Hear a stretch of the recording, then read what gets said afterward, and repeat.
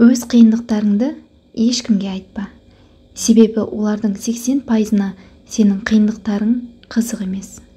Ал қалған 20%-на сенің қиындықтарыңа керек десең, іштей қуанады. Бастаған ісіңе айналаңдағылар күле қараса, жетістікке жеттім дей бер. Өкінбе, өкпелеме бүгініңе, өмір болмайды түңілуге. Мәңгі сені жазбаған сүрінуге, қайта тұрып хақың бар жүгіруге. Өкінбе, өкпелеме бүгініңе. Күлейікші, әрқашан күлейікші, бұл дүниенің қадірін білейікші.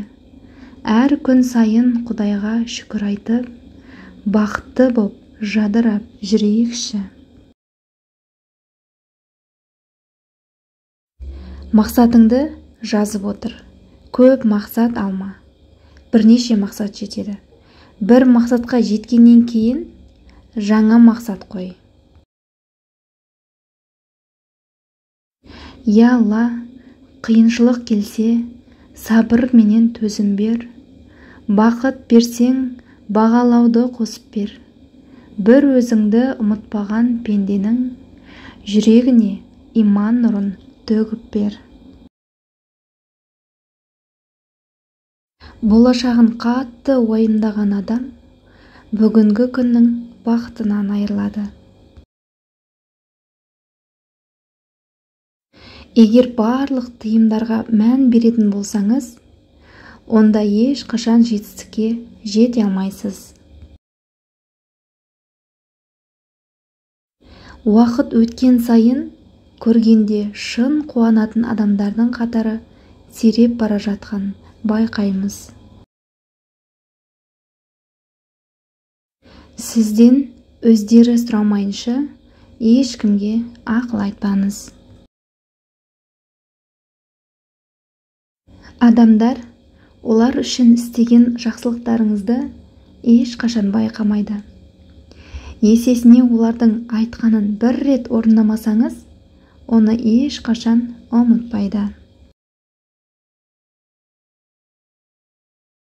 Адамдарға шын көңілден міндет қылмай жәрдем бер.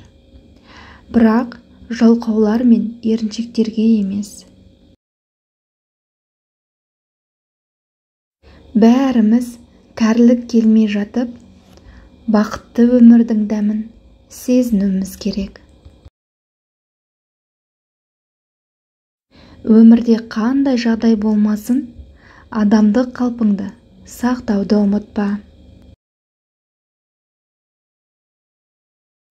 Жаныңдағы жанашырыңды сенің бар қатеңді кешіріп, саған қамқорлық танытқан үшін оны алақаныңда аяла. Өйткені өмір бізді ондай адаммен бір-ақ рет жолықтырады. Өмір жолыңызда кездескен адамдар сізге бекер жолыққан жоқ. Олардың біреулері сізге өмірлік сабақ әкеліп, сізді шыңдай түссе, ал біреуі бақыт пен қуаныш сыйлайды. Ешқашан біреудің өткеніне күлмеңіз. Өйткені сіз де өз болашағыңыздан бейхабарсыз. Айналаңның бәріне құрметпен қара. Мейлі, сені ренжіткендер болса да. Сонда сен басыңды тік көтеріп жүретін боласың. Әрекет мыңдаған қажетсіз айтылған сөздерден артық. Ішкі жан дүниеңізді өзгертпейінше, басқа елге көшіп кетсеңіз де, басқа адаммен жолықсаңыз да, келбетіңізді өзгертіп тастасаңыз да, бақытты бола алмайсыз. Кейде өмір сізді өзіңіз қалаған адамдармен емес, сізге керек адамдармен жолықтырады. Олар сізге қиындық тудырып, махаббат сыйлайды. Кейде өмірлік сабақ үйретіп, жаныңызды жаралайды. Сонда сіз нағыз болғыңыз келген адамға емес, болуыңыз керек болған адамға айналасыз. Тіліңді, байлығыңды қорғағандай қорға. Сонда өзіңе қатысы жоқ нәрселерді сөз етпейсің. Бір адамнан жылулық күтіп, өмір бақи қиналғаннан гөрі, онымен қоштасып, бір рет қана қиналған артық. Бақытты болғың келсе, адамдармен дүниеге байланбай, мақсаттарыңа қарай қадам бас. Өзгеге істеген жақсылығың да, жамандығың да міндетті түрде өзіңе қайта оралады.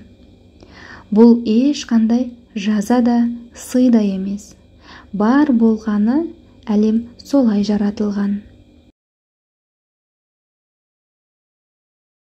Адамның нағыз адам болғаны қандай тамаша.